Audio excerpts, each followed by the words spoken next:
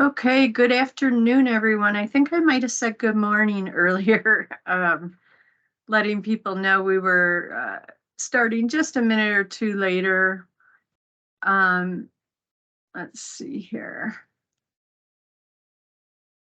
My name's Janelle Woodward. I am the State Hazard Mitigation Officer. And thank you all for attending this short notice meeting. We typically, the BRIC and FMA NOFO comes out in August. And as you can see, it's getting towards the end of October. And we just got it last week, from the end of last week, from FEMA. So I wanted to jump on and do this kickoff meeting so that everybody could get some information on this. So let's go ahead and get started. This is for the, excuse me, the 2023 BRIC and FMA grant period.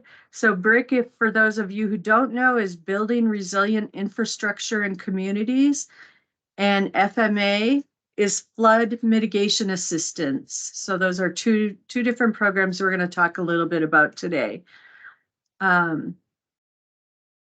Let's see here. Okay, just a quote that I saw that made really great sense with regard to mitigation is, disaster mitigation increases the self-reliance of people who are at risk.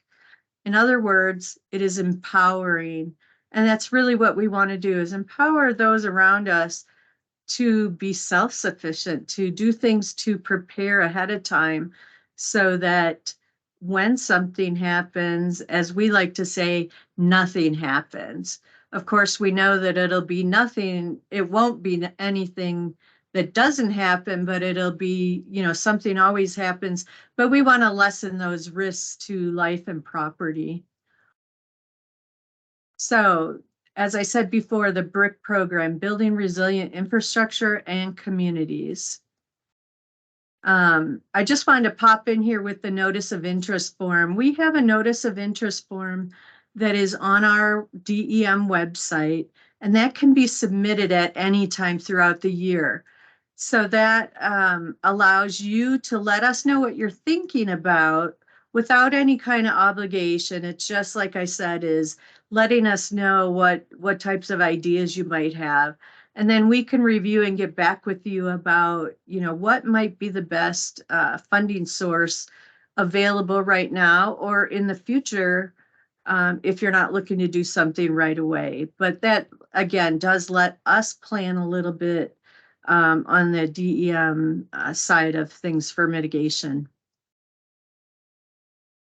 So the overall funding for this year did go down somewhat from last year. For any of you who were watching last year, there was about $2.3 billion that Congress put forth through the law that takes 6% of our disasters and takes 6% of that money and puts that towards mitigation, because the idea is to not always be responding to a disaster, but to do things that can lessen those effects ahead of time.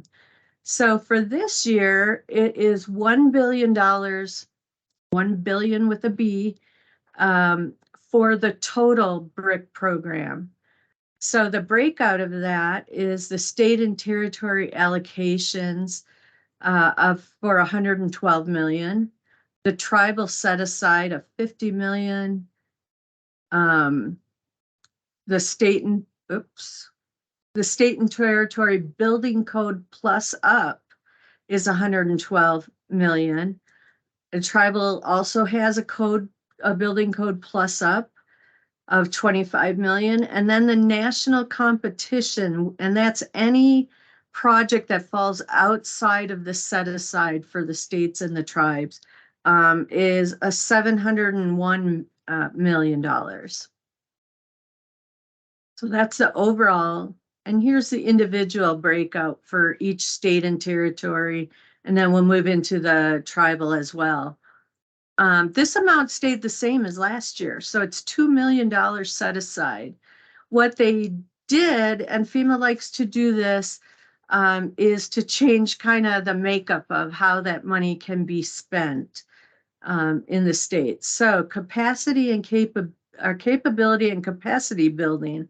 I always want to switch those two words. I don't know why. $1.5 million of that 2 million has to be used for capability and capacity building.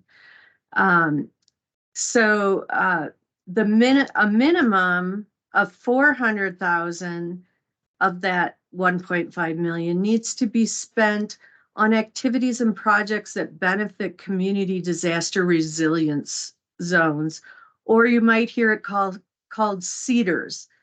And so that is something that I'll speak to a little bit later. Up to 10% of any sub-application can be used for outreach, public outreach. And that would include like brochures and workshops, different things like that, that would be doing outreach to the public in letting them know about your activity or your hazard mitigation project. Tribal set-aside activity caps is the same, $2 million, and they can use 1 million of that 2 million for hazard mitigation planning and planning related activities. And just as with the states and territories, 10%, up to 10% of any application can be used for public outreach. So that state and territory building code plus up. This is a new program that FEMA has this year. And this actually kind of allows us to maybe double the set aside amount that the state would get by doing building code activities. So I know there's going to be, maybe a lot of words on some of these slides. I really wasn't sure quite how I wanted to get it across to you guys, but I want to bring up some information and then refer you guys to the NOFO. And I do believe that Heather's going to put the slides as well as the NOFO for the BRIC and the FMA programs in the chat at some point. So you'll be able to grab them off of there if you don't have them. The slides, of course, are just available now. But back to this building code plus up that allows for extra state money. This would be, to take care of eligible building code adoption and enforcement activities, which I see I spelled activities incorrectly and didn't catch it. But there are different activities that can be done to evaluate, where do we stand with regard to our building codes. I think most of us know that FEMA is really pushing building codes from a statewide level, a statewide adoption level. But we also know that in Nevada, as well as half of the country, building codes in these states are done at the local level. But there still are ways that we can go ahead. I'm going to ask you guys to make sure you're muted. Let's see here. So that we don't have any interruptions. And then you can raise your hand if there's a question in between, or if you want to hold it till later, that's fine too. Again, we can look at doing building codes and making sure that our counties and our communities have as close as the most up-to-date building codes as they can. And by doing some of these activities directly as a project, that can increase the set aside amount of funding. This plus up funding can only be used for building code activities. So if you had a project where you did it, building code projects to try to maybe introduce some building codes or enforce them, something like that. If you did not use all of that money for this reason, then that would be deobligated back to FEMA. So not only is this available for the states and territories, but it's also available to the tribal, the FEMA recognized, federally recognized tribal communities. And theirs is exactly the same, $2 million for building code activities. So some important dates that I want to make sure you're aware of. So the application period officially opened on Monday, the 16th. Today's Wednesday, we're doing the kickoff meeting.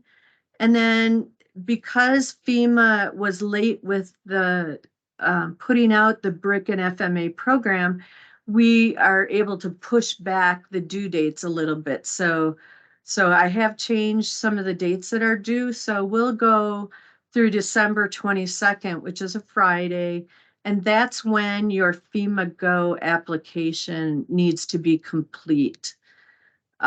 During this time between November and December, we'll be holding weekly technical assistance calls similar like this, just Teams meetings that are about a half an hour where you can come on, get some additional information for your application building, and also to ask any questions that you might have.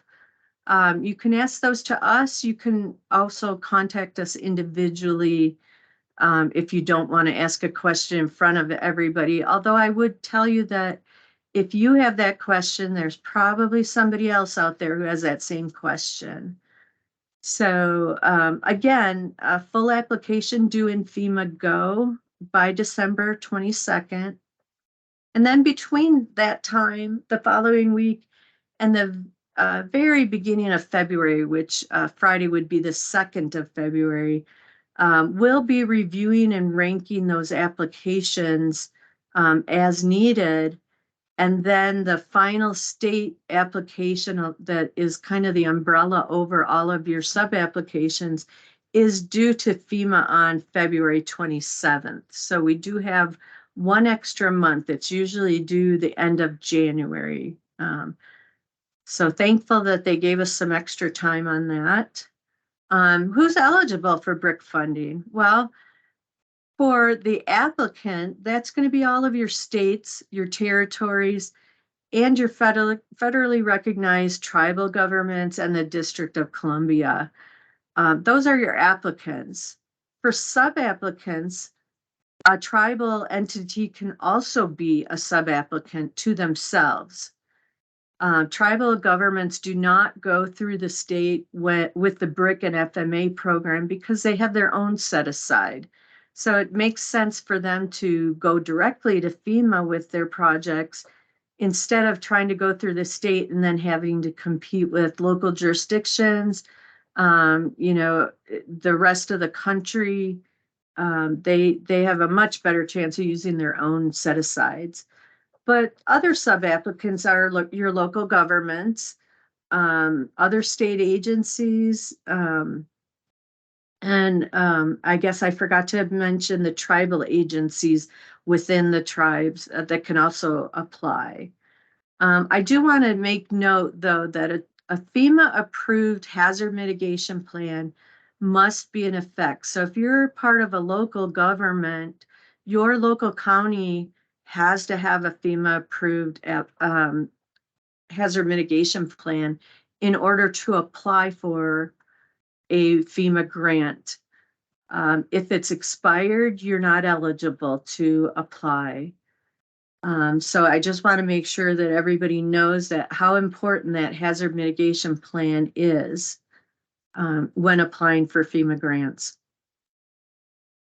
With the FEMA grants, there is also a cost share or match. And our grants are done on a reimbursement basis. So that means that you need to pay for you need to make payments on your grant expenditures and then submit that in your quarterly reporting to us, and we will reimburse that 75%. So typically, FEMA grants are a 75% reimbursement and a 25% cost share or match.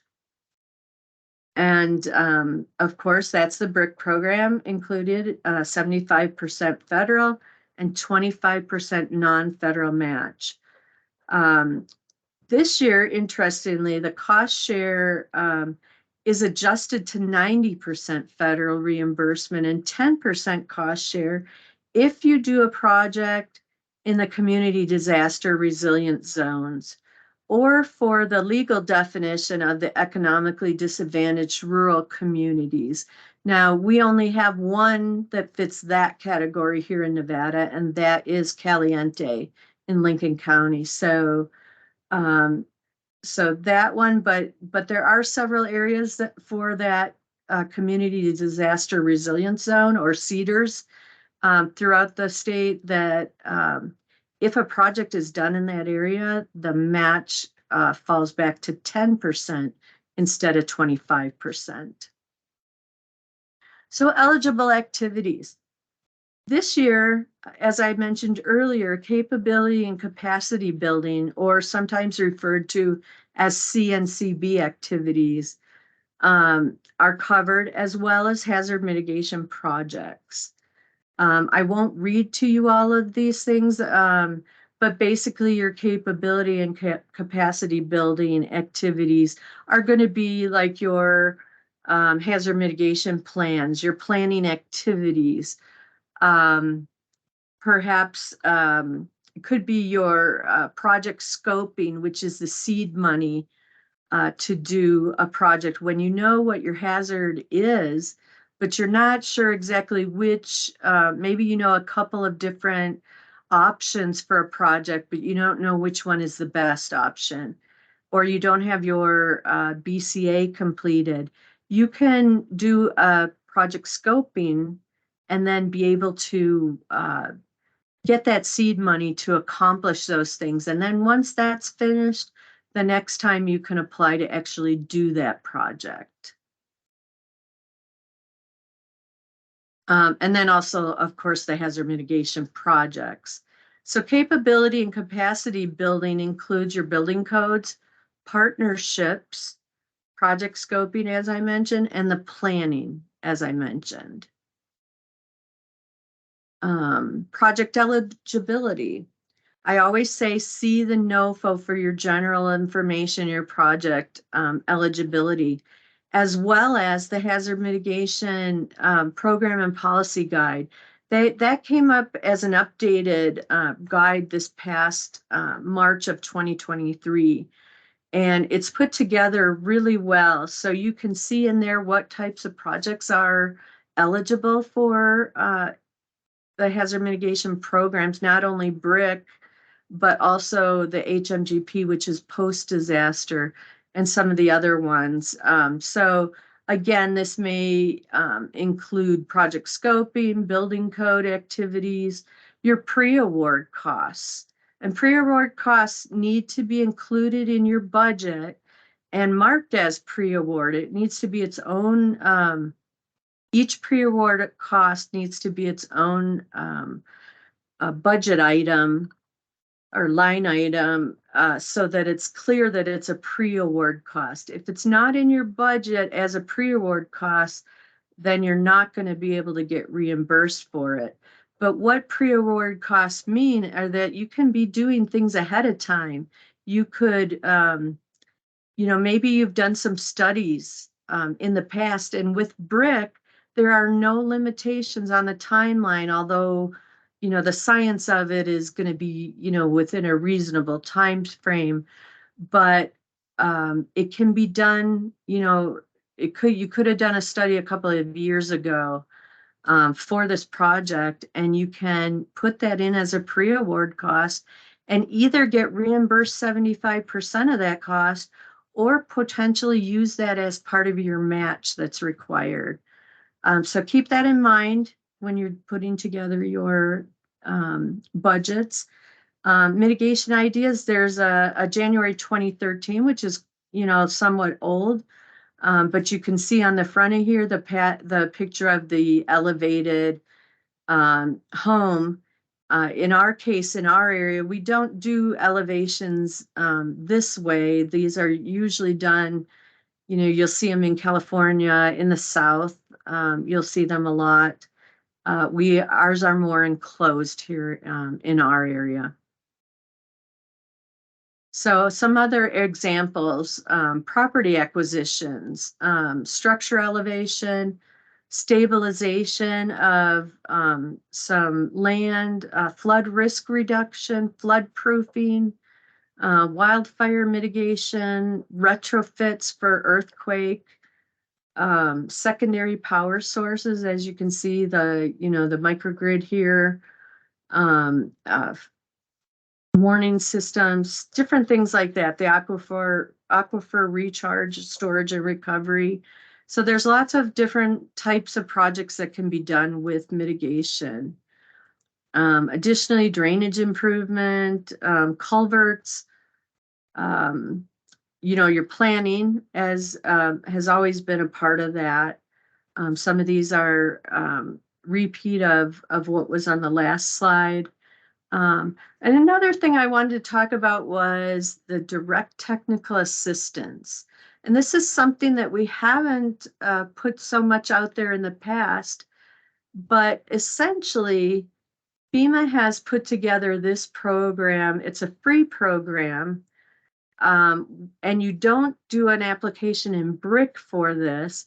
What you would do is on the FEMA website, and I'll show this in just a minute where you can find that, but it will, it's essentially a letter or a form, that you'll fill out, and it's asking for direct technical assistance from FEMA. They have their contractors that they have available to help communities when they're trying to begin to put on some, put together their projects and that. As it says here, throughout the process, it's hands-on support from FEMA. There's no cost to you, but they're going to help you go through looking at some different problems and how to address those problems. And they do give, a wide range of different types of support to these communities that are chosen. So I would recommend taking a look at that. It's a letter of interest that is on the website, and I have a picture of it here on this slide that shows for the 2023 BRIC DTA request period. They're going to take requests from October 16th all the way through the February 29th. And you can download the form. I have the web link to this page on the bottom here. So you can go down there, click on there, do the form, and then that gets submitted directly to FEMA and not through the state. They will notify us if you're chosen to be one of those recipients. A lot of them have been tribes in the past, but be sure to check that out if you're an area that could use that type of help. And it'll also give you all of the different information that is required. Some of the additional prerequisites that they've put in this year are that you have to identify at least 2 potential community partners. And those instructions are on the form. But what they're trying to do is get to build deeper community engagement. trying to, a disadvantaged community or communities as identified with this Climate and Economic Justice Screening Tool, or CGIST, as FEMA will call it. These community partners can be from your own community. It can be outside the government, could be other departments or nonprofits, community-based organizations, even labor unions, advocacy groups, different groups like that.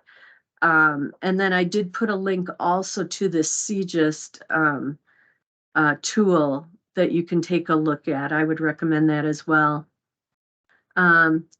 This slide really kind of just goes along with the kind of the timeline of things, but I would disregard the dates that are on there. Those are kind of built into this image that they have for this DTA. But on a normal basis, where they would have put the NOFO out back in August when it was due out, then this would have been more, falling into the right time frame. But it tells you, the requests are made from September to January. The FEMA reviews all of those. We have nothing to do with that at all at the state level. FEMA headquarters reviews all of that. In the spring, they'll make the announcements of who was chosen. And then they'll have a kickoff and then go through all that, working together directly with the communities to give that help. Here's the priorities for this year. And there's 4 of them, and these change every year as well. So the first one is mitigating risk to public infrastructure, including the disadvantaged communities. There's a huge push for doing projects that benefit the disadvantaged communities within our cities, our counties, different areas of the state. Number 2 is incorporating nature-based solution. That's been a huge push with FEMA the last 3 years, and it continues to be. 3 is the enhancing climate resilience and adaptation. And then the last one is giving increased funding to applicants that facilitate the adoption and enforcement of the latest published editions of building codes. So we're never going to get away from building codes with FEMA. So keep that in the back of your mind. The importance of building codes to FEMA headquarters and getting that out there. In order to have your project move forward, it has to be cost effective. It has to be both feasible and effective in mitigating the risk of the hazard that you're applying for a project for. And then finally, it must comply with all of the environmental and historic preservation laws and regulations. I'm sure most of you know that if you've had a project with FEMA, it has to go through that environmental process. And that's probably the longest part of putting your application together and waiting on the funding. So some new BCA information. They have a new streamlined cost effectiveness determination method. And basically that says for any project with a total cost of less than $1 million, the sub-applicant may provide a narrative that includes qualitative and quantitative data demonstrating the benefits and cost effectiveness of your project. So basically what that means is you don't have to do a BCA for a project that's less than $1 million, but you do have to write up a narrative with documentation that's going to show that it is a cost-effective project. Sometimes that part of the BCA or doing the BCA itself can be so frustrating, trying to get that through. But one of the other things that they did was, you might recall last year, and last year they had a 3% version and a 7%. So when you ran your BCA, it automatically gave you both. And sometimes that 7% was below 1.0 or greater. But now they've done it, they've set it at 3% for this BRIC and FMA cycle for the BCAs. So that's great news for everybody on that. I will say that the NOFO says to check the website under the BCA for the streamlined cost effectiveness, and it'll give you the instructions on what needs to be included in that narrative. That is not posted yet, so hopefully it'll be posted soon. It did say the fall, but that hasn't happened quite yet, so hopefully they'll have that on there and we'll know exactly what has to be included there. Additional information on the BCA front was that FEMA will review a hazard mitigation project application during the pre-award process that's competitive and otherwise eligible for a selection where an economically disadvantaged rural community, so that's that legal definition, or a project that is primarily benefiting a CEDARS zone, is unable to calculate a BCR or BCA to demonstrate cost effectiveness. So FEMA may assist these communities with developing the BCA that's needed. And then again, for projects with a total cost less than $1 million that qualify for BCA assistance, which is the above, then you are not required to submit I'm not sure about this part. I need to clarify on this part, but the NOFO does say that you're not required to submit a cost effectiveness narrative. So if that's the case, that's a case where FEMA would be assisting on that process. And so you're not required in place of that to do that narrative. So these are all really good additions for that BCA portion. Now, some of the common mistakes with BCAs, it has to have, your BCA has to result in a benefit cost ratio of 1.0 or greater.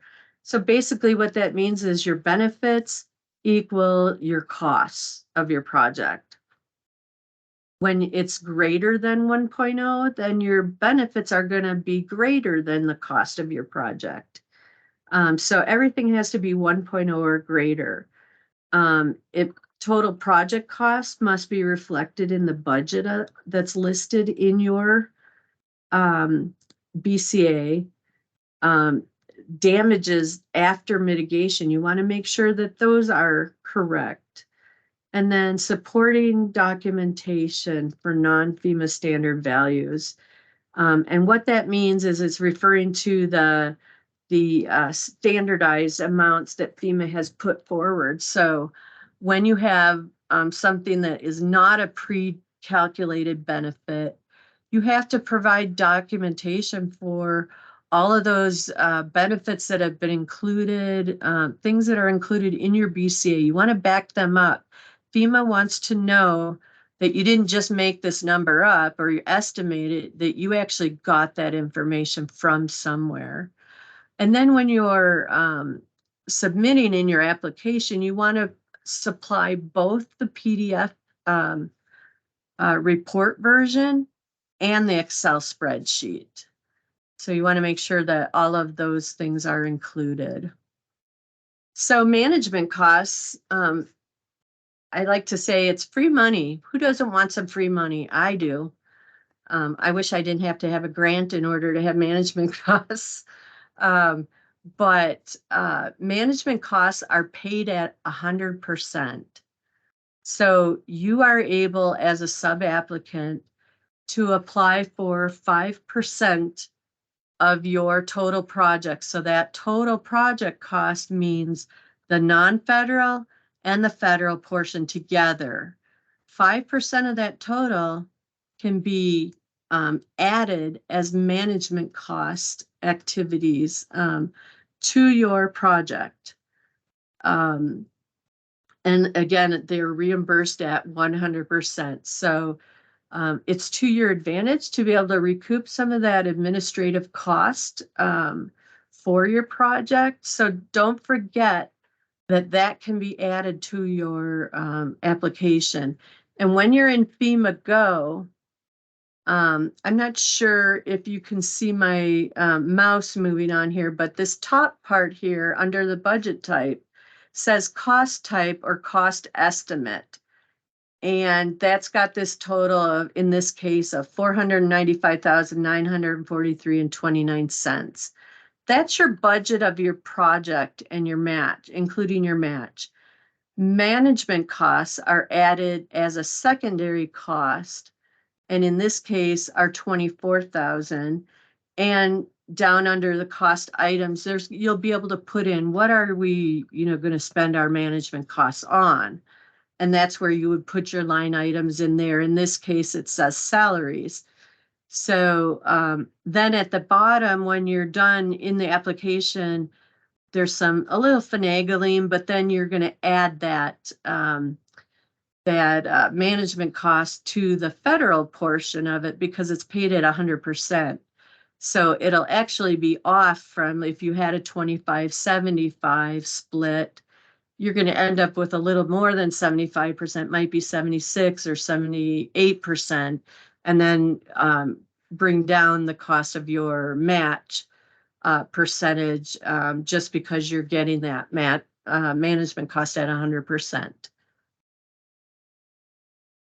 So here's an important part of the application that I want to draw, or an important part of your application, but I want to draw a note to this in the NOFO. Applications for FEMA BRIC are scored using technical data or criteria and qualitative criteria. So these are a huge part in your application. So what I want you to do is not ignore these things. Don't say, oh, our application is good enough, we don't have to do one of these things that they're scoring you on. Well, that may result in you not getting funded because you're not competitive then against other states and other applications. So really what we've recommended this year is to take this information and make a Word document, and then take that information from the NOFO and answer the questions and address each of these different items so that when your application is being reviewed, it's very clear to the reviewer that you actually address that. It's not good enough to say, well, let me go to this next one. This gives you technical criteria. Now, all I did was write what the item is, but you need to go into the NOFO and it'll give different points for each of these. So in this case, it's an infrastructure project. You get X amount of points for that. X amount if you include nature-based solutions in your application or in your project.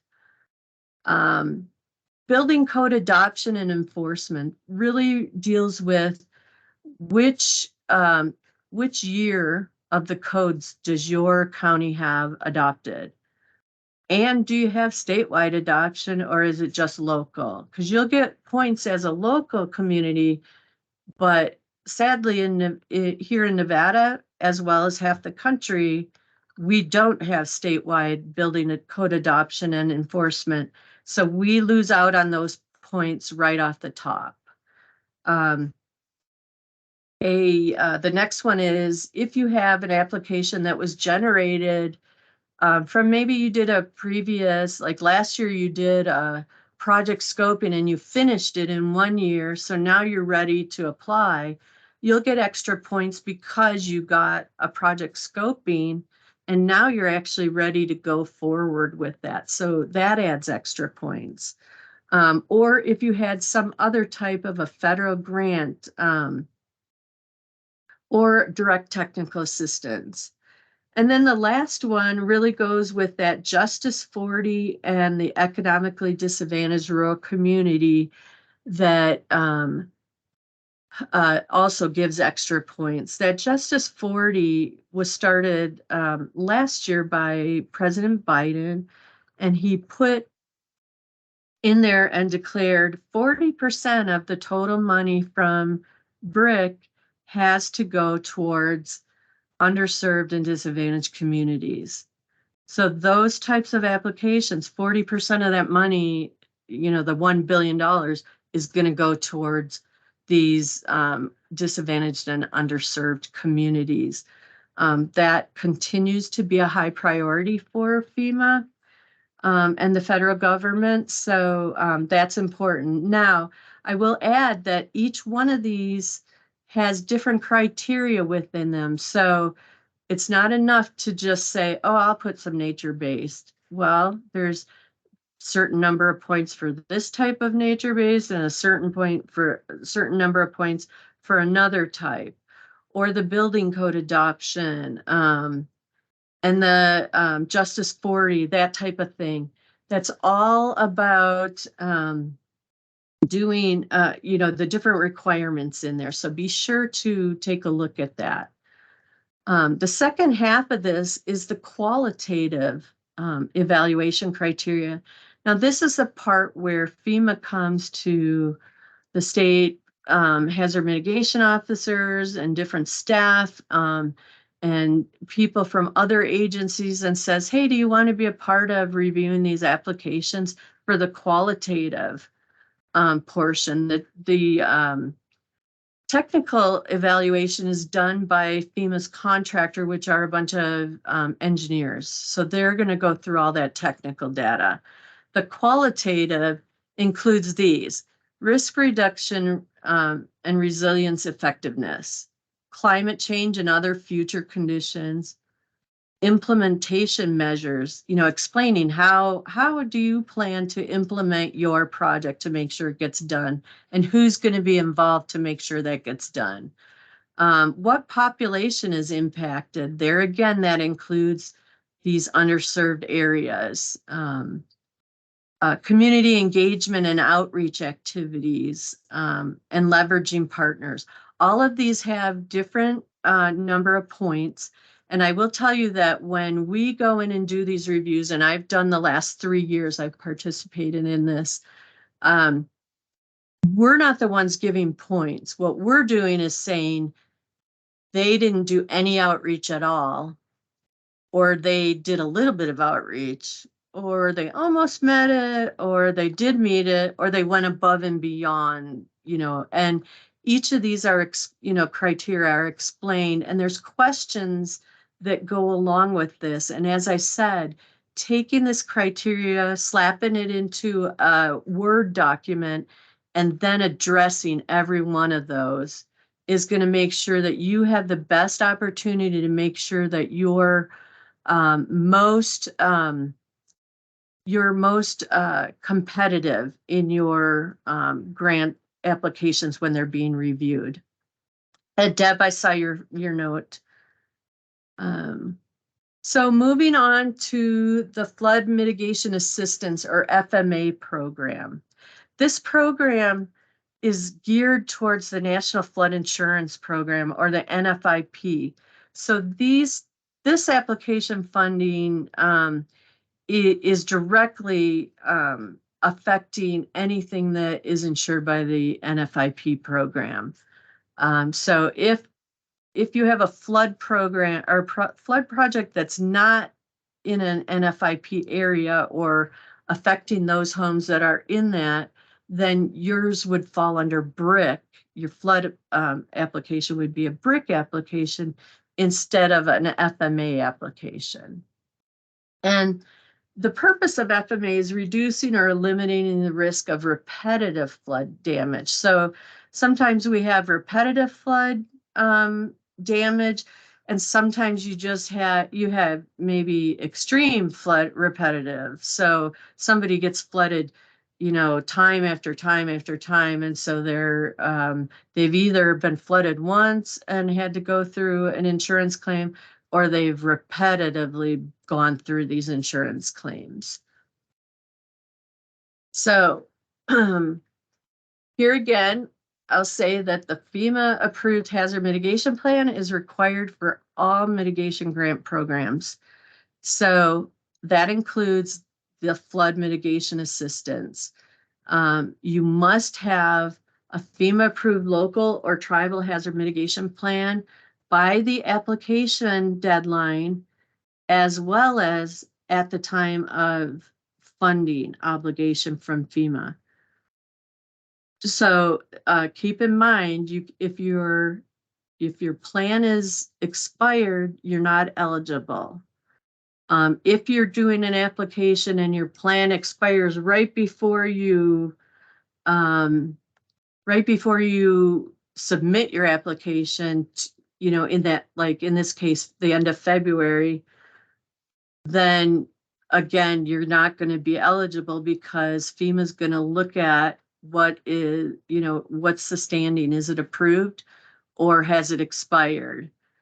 And then say it was in good standing when you applied, but by the time they were ready to fund your application, the local plan had expired, and you're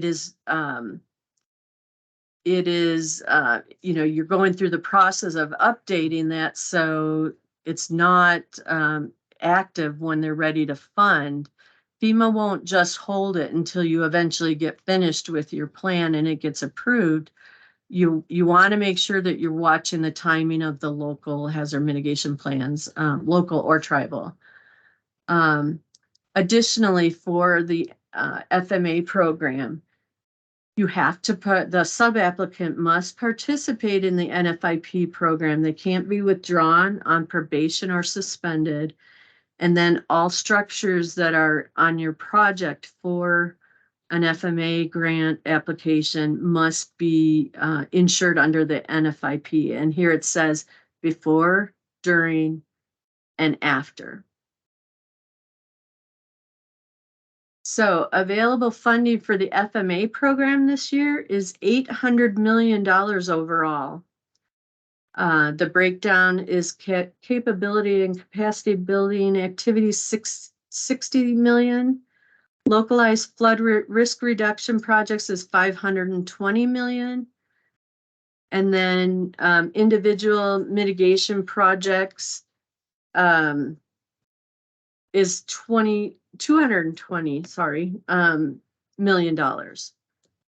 So individually that wraps down to, so overall the capability and capacity building activities, FEMA will select up to $60 million in that category for future localized flood risk reduction projects, or individual flood projects that would subsequently reduce claims against the NFIP. But individually, that breaks down to mitigation plans, $100,000 total per state and territory. And then the further breakdown would be a $50,000 for a state hazard mitigation plan and $25,000 for a local mitigation plan. Also, technical assistance by states to communities would be $50,000. Project scoping is $900,000, and then $300,000 for additional capability and capacity building activities, and that is the partnership development, in trying to come up with management of those severe repetitive loss and repetitive loss strategy development, and other eligible capability and capacity building activities. So that's kind of the breakdown. A lot of that is unchanged from FMA in the prior 3 years.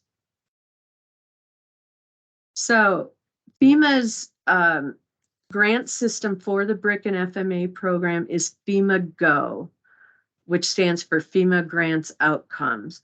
They're slowly transferring all of the different grant programs into the FEMA Go system, but BRIC and FMA were one of the first programs to be put into the FEMA Go.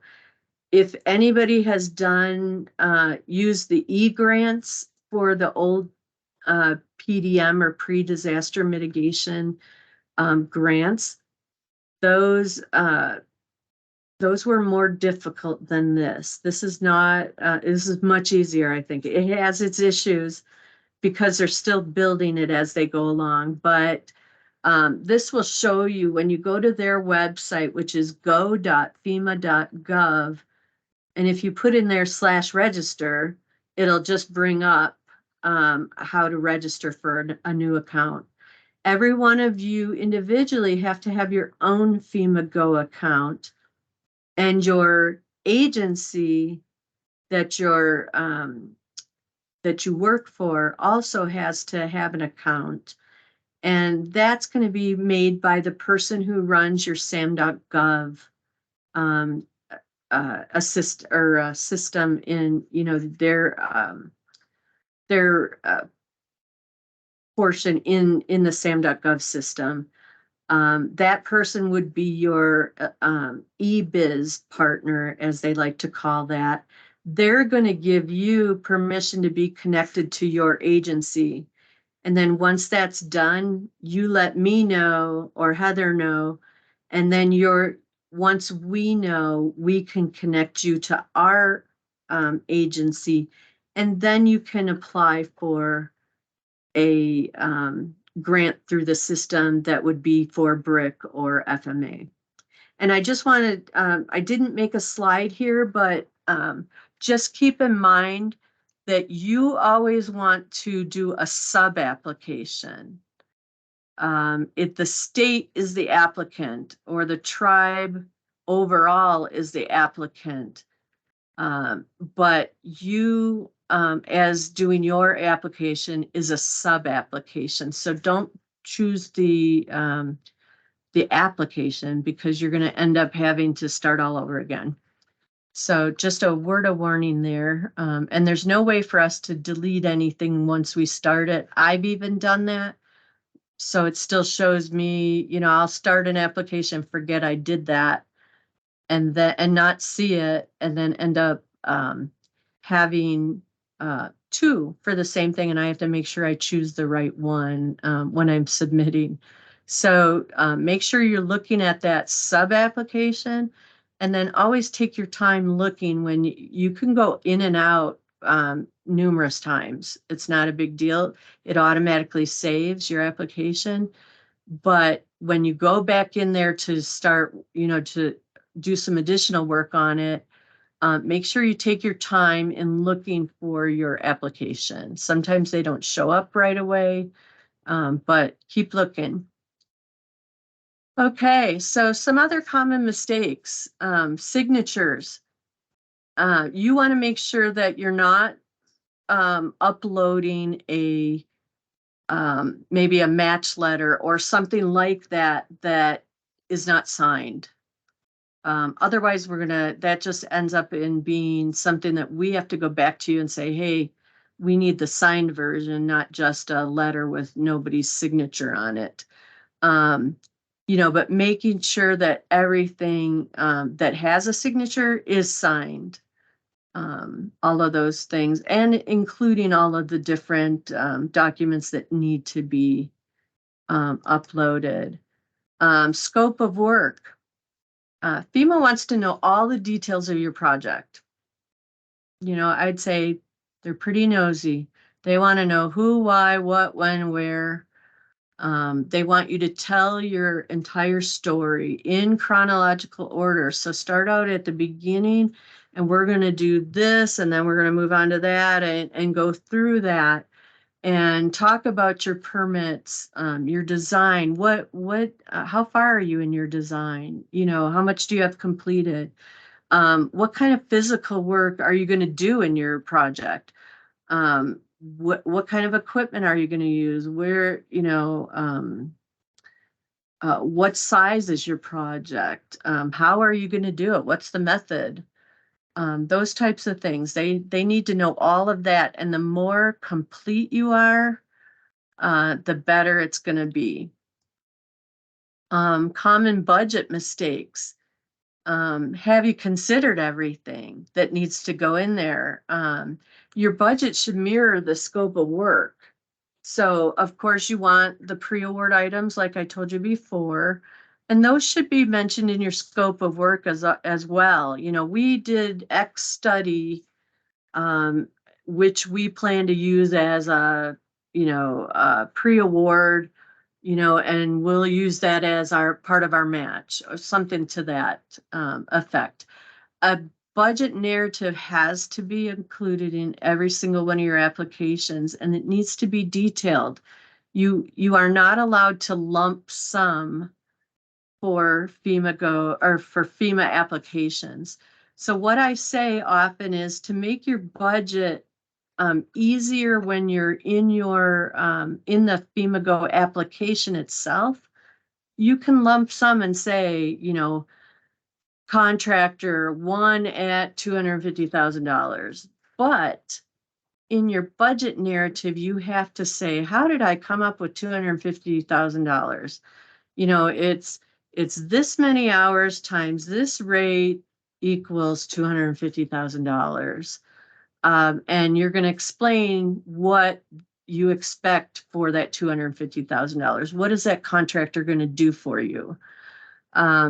Again, including all of your project costs in your budget, your pre-award, your design, permit, studies, the match, and your management costs. That's also included for BRIC and FMA in your budget.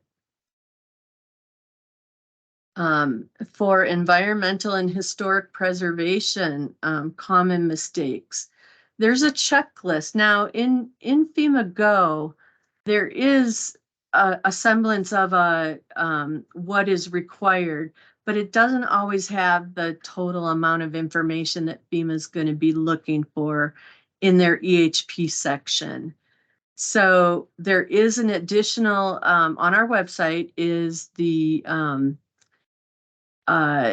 EHP checklist. Under our under mitigation, we have mitigation grant resources, and there is that checklist listed there, or you could get it from us. But what we recommend is completing that checklist and attaching it to your application, just to make sure that, you know, everything is there. The more you give them up front, the less they're going to ask for, you know, afterwards. Giving ample detail. Don't just say refer to this attachment. You know, give information in the box that's left open for that information, and provide your backup documentation or supporting. Excuse me. Giving them the things that they need. They're going to need to know, where is this at? You know, give us maps. Show us where you're going to put all your equipment what's your staging area? Where are you going to put all that while you're doing your project?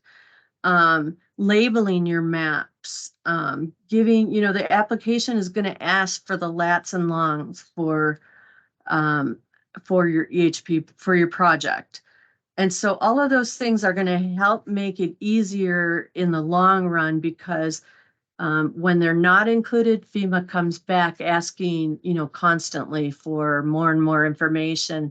And even that can get frustrating and sometimes hard to keep note of. You know, what did we give them already? What, you know, did we forget about this and didn't get it? So That pretty much is the end of things. I want to say, if you need support, Heather, Hal, myself, we're all here for you guys to help. And if we don't know the answer, we'll find it. And as Chief Fogerson likes to say, I'm not here for me, I'm here for us, and we are here for them. And them is you, all of you guys. So we're here for you. I'm going to open it up for questions at this point. And then also this slide here has our contact information on this. And as I said, I believe that Heather, I didn't look because I was doing this, but I, No, yeah, go ahead. I'm unable to attach things once again in the chat. Oh, I no. lose the attachment icon. Yeah. Okay, let me see here. Let me see if I can, I'm gonna stop sharing. All right, let me see if I can. Do you have questions that are written in the chat that you want to go over, Heather, or read them or whatever? Okay. There was a Oh yeah, I question, see. yeah, from Debbie about the community resilience disaster zones.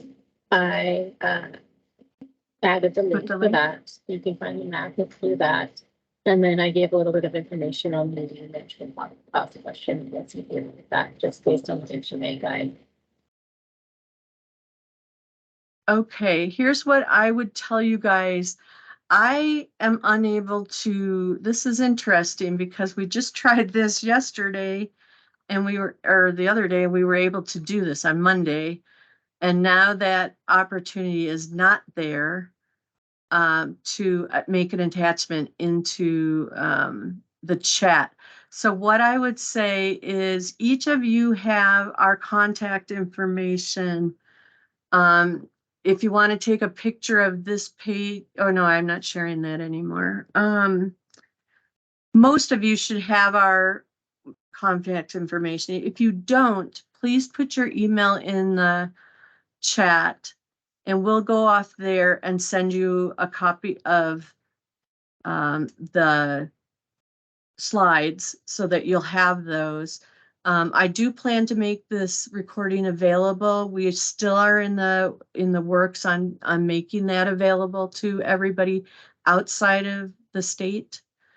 So that's taking a little bit more time than I thought it would. So please be patient with that. But if you let us know that you need something, we can turn around and email you or get it to you somehow. And we want to do that for you. So the Cedars is in there. Was there anything else? I did send out, all of you who are on here should have the NOFOs because I sent that out with the invitation. So there again, if you need that as well, please let us know.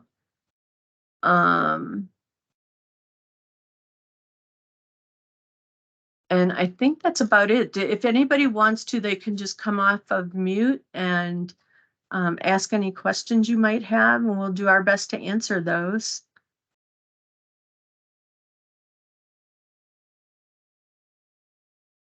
And you guys are all dead silent. So does that mean that I did a good job or did I put you all to sleep?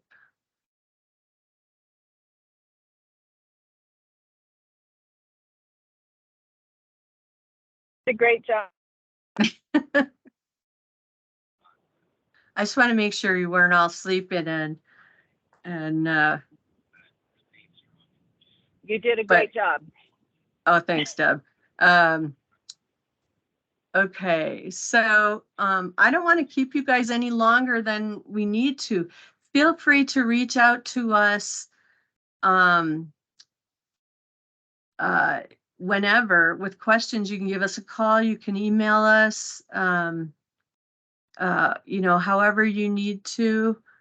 I would recommend that you get started as soon as possible, at the very least, with make sure making sure that you have ability to be in the FEMA Go system. That sometimes, depending on your agency, can take a little time. But if you're not in FEMA Go already, make sure that you're in there so that you can use that system to start your application.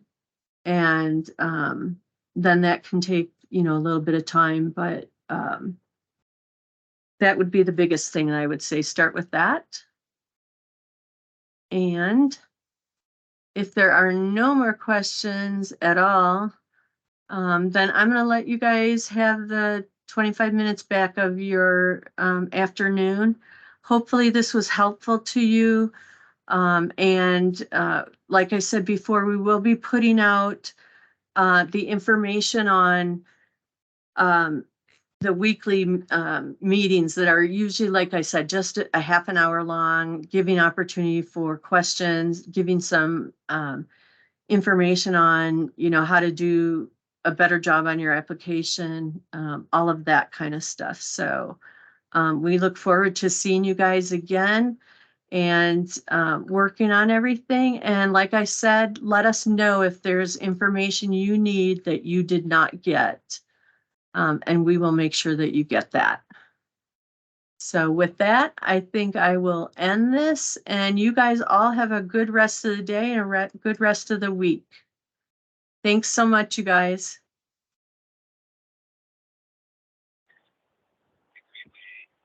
Thank you, Janelle.